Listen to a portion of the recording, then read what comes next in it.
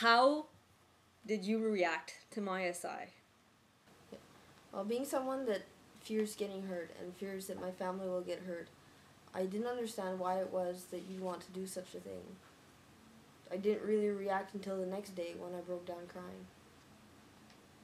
I think I recall being calm and sympathetic. That doesn't mean it didn't bother me. Of course I worried, but I believe in you.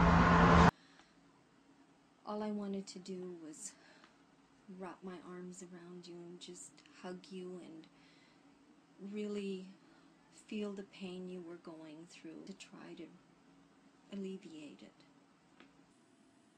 My immediate concern when I found out that you were hurting yourself was that you would have been worried to tell me, that you would think you were hurting me, that you would be scared that we didn't love you enough to know that you had failed us all and we would all be angry with you.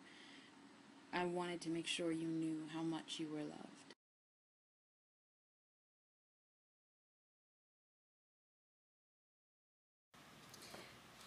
When I first told you, is there anything that you felt you needed to know in order to better understand my self-injury, what I was going through? Was there something you needed to know in order to worry less? But doing research on the internet, reading things that other people who do SI have written, and talking with you, and knowing that you're trying to stop are all things that have helped me cope with this. I think the most important things for me to know was that you're not in fact suicidal, and that you do understand this is a bad habit and you're trying to stop. I think it meant a lot to me to know that you are seeking and finding help. I felt I understood fairly well because I have some secrets of my own and similar behaviors, and seeing you struggle and seeing you want to get help and not just sit down and give up, I've been more and more proud of you, and I could not love you more. Has your opinion of me changed since you found out about my self-injury? My opinion has not changed. You are my sister and my best friend, and that will be as such forever and always. The only thing that has changed is my perception as to how much your past life has affected you. Not at all. You're my big, huge sister, and you always will be. I've always been appreciative of your love and support growing up, and I think this is kind of this situation where I can return the support.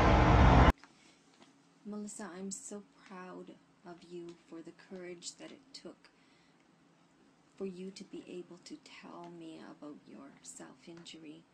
It just makes me love you all the more.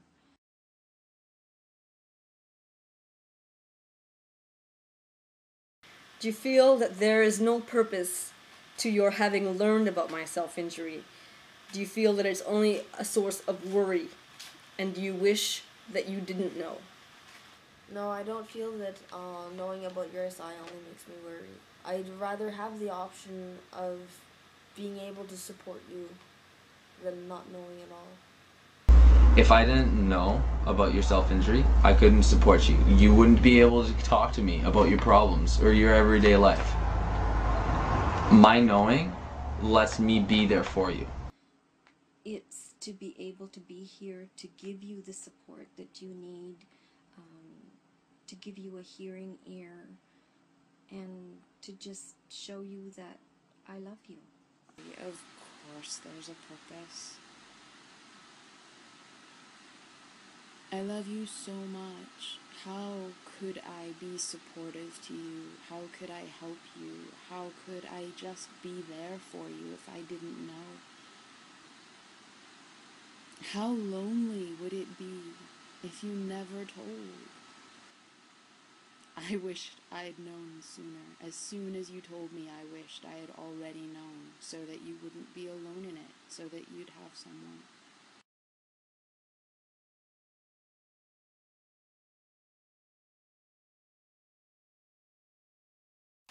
What is your reaction to my problem now that time has passed?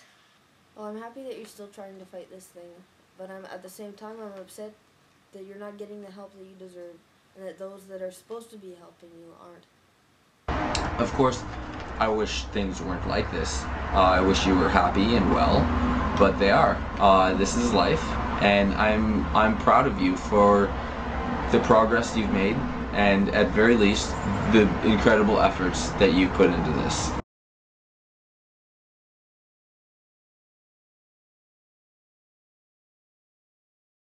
How would you have preferred to have found out about my self-injury?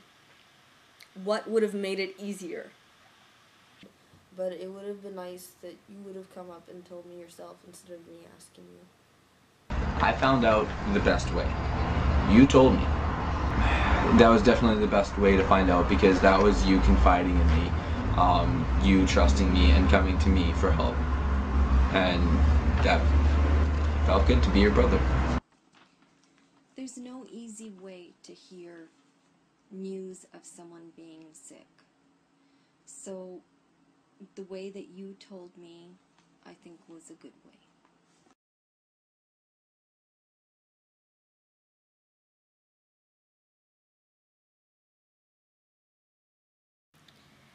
Do you see self-injury as a sign of weakness? Or can you understand that it's my way to cope with the hell that I go through every day?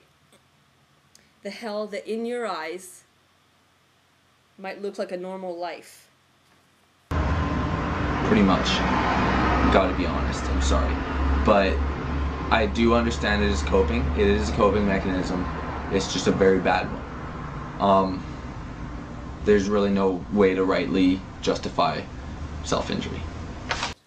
But no, I don't see it as a weakness. I see it as the only way you learned to cope with things.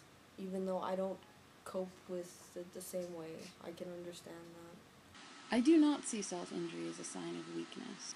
They are ways of dealing with things that are just too big to deal with the way they are. And if it's what you need to get through, then until you don't need it anymore, it's what's keeping you here with me, and I don't want to lose you. So many of us are completely overwhelmed to say that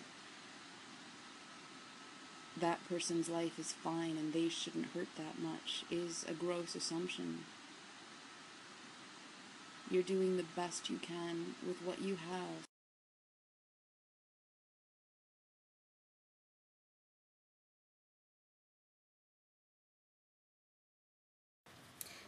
Is there anything that you would feel is important to add that people would need to know? You can't expect to get out on your own. You need to learn to ask for help. People that will be able, that know what you're going through and that can help you out of it. Because on your own, you can't get far. But with the proper help and with friends and family supporting you, I know that you and everyone else can get through this. I love you. I will always love you. I think no matter how a close friend or family member reacts or responds to your self-injury, it's important to remember that they do love you. They're worrying because they care. And I feel that it's very similar to my having cancer, that no one else can help me with that. You can give suggestions, but most importantly, you can give me your love. And that's what I hope to be able to give you. I love you very much, Melissa. And if a person is in that much pain and they're seeking a release for the pain, it's because they want to continue living without the pain.